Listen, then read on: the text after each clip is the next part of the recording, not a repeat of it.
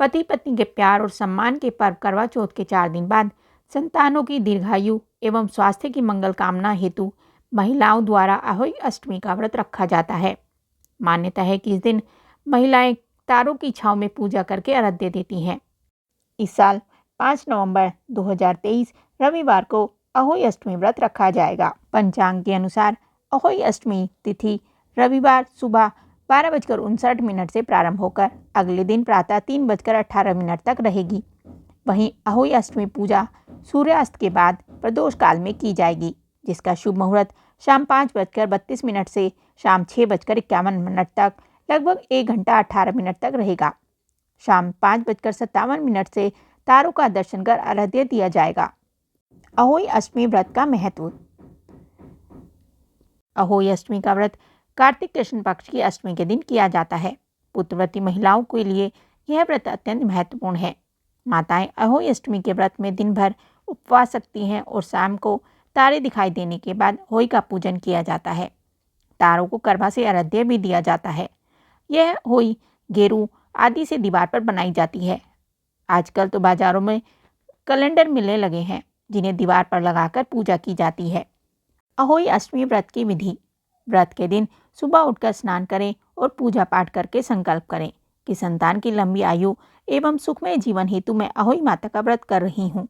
अहोई माता मेरे पुत्रों को दीर्घायु, स्वस्थ एवं सुखी रखे। अनहोनी को होनी बनाने वाली माता देवी पार्वती हैं, इसलिए माता पार्वती की पूजा करें। अहोई माता की पूजा के लिए गेरू से दीवार पर अहोई माता का चित्र बनाएं। साथ ही स्याहू और उसके 7 संतानों का चित्र बनाएं। उनके सामने अनाज, मुख्य रूप से चावल की ढेरी, मूली, सिंघाड़े रखते हैं और सुबह दिया रखकर कहानी कही जाती है। कहानी कहते समय जो चावल हाथ में लिए जाते हैं उन्हें साड़ी या सूट के दुपट्टे में बांध लेते हैं। सुबह पूजा करते समय लोटे में पानी और उसके ऊपर करवे में पानी रखते हैं। यह करवा चौथ में इस्तेमाल हुआ होना चाहिए।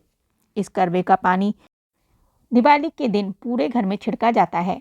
शाम को इन चित्रों की पूजा करते हैं। पके खाने में 14 पूरी 8 पुआ का भोग अहोई माता को लगाया जाता है। उस दिन बायना निकाला जाता है।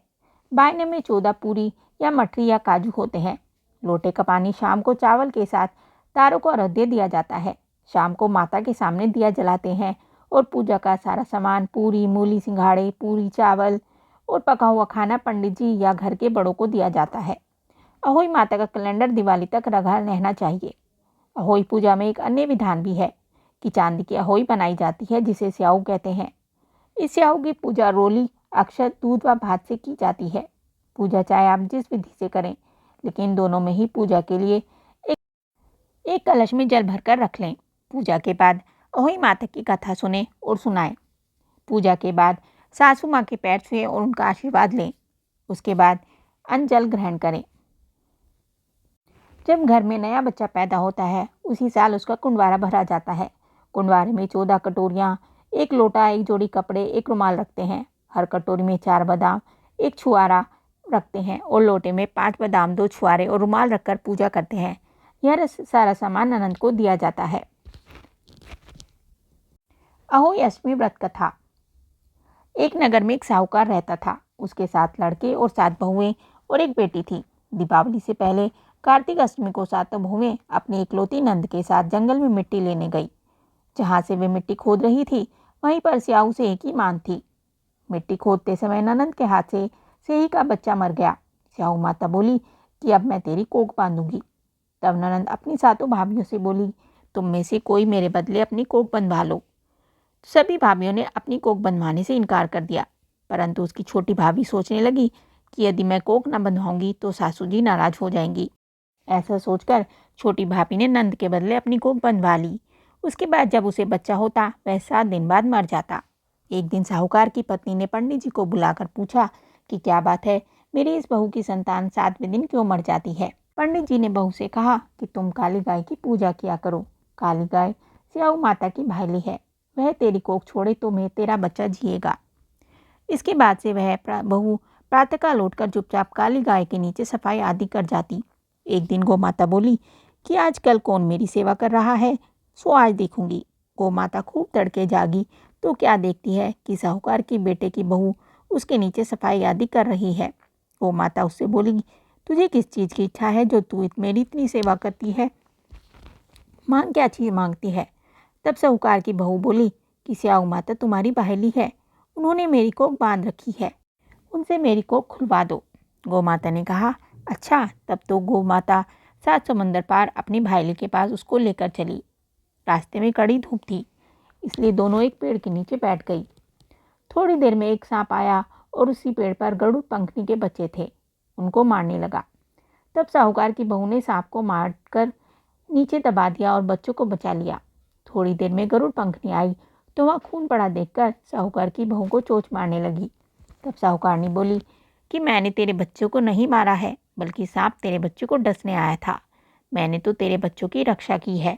यह सुनकर गरुड़ पंखनी खुश होकर बोली कि मांग, तू क्या मांगती है? वह बोली, 7 समंदर पार स्याऊ माता रहती है, मुझे तो उसके पास पहुंचा दे। तब गरुड़ पंखनी ने दोनों को अपनी पीठ पर बैठाकर स्याऊ माता के पास पहुंचा दिया। स्याऊ माता उन्हें देखकर बोली, आ बहन, बहुत दिनों बाद आई। फिर कहने लगी, बहन मेरे सर में जू पड़ गई है। तब सुरही के कहने पर साहूकार की बहू ने सिलाई से उसकी जुएं निकाल दी। इस पर स्याऊ माता प्रसन्न होकर बोली कि तेरे 7 बेटे और 7 बहुएं हों। साहूकारनी बोली कि मेरा तो एक भी बेटा नहीं, 7 कहाँ से होंगे? स्याऊ माता बोली, वचन दिया वचन से फिरूं तो धोबी के कुंड पर कंकरी हूं। तब साहूकार की बहू बोली, माता कि मेरी कोख तो तुम्हारे पास बंद पड़ी है। यह सुनकर स्याऊ माता बोली, तूने तो मुझे ठग लिया। मैं तेरी कोख खोलती नहीं, परंतु अब खोलनी पड़ेगी। जा, तेरे घर में तेरे 7 बेटे और 7 बहुएं मिलेंगी। तू जाकर उजमन करना, 7 अहोई बनाकर 7 कढ़ाई करना।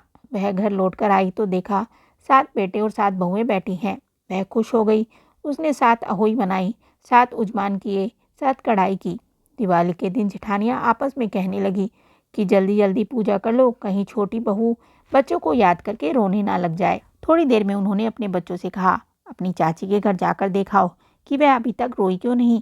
बच्चों ने देखा और वापस जाकर कहा, चाची तो होई मार रही है, खूब उजमन हो रहा है।